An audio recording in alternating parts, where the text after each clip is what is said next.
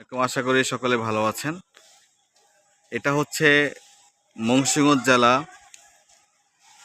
অবস্থিত গোয়ালগন্ডি মৌজায় বাবা আদম মসজিদ নামে পরিচিত। সকলেই এখানে আসে নামাজ পড়ার জন্য। এখানে 5 ওয়াক্ত জামাত আদায় করা হয়। আপনারা যারা চান এই মসজিদে আসতে পারেন। এই মসজিদটি সংস্কৃতি মন্ত্রণালয়ের আন্ডারে, যেহেতু আপনারা চাইলে এখানে বিনা পয়সায় প্রবেশ করতে পারবেন এবং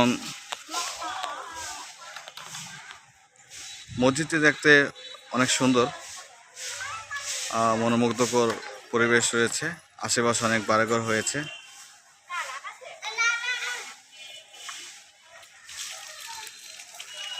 মসজিদটি কারুকাজ অত্যন্ত চমৎকার। সেই 200-250 বছর আগের মসজিদ কত সুন্দর করে তারা স্থাপন করেছে।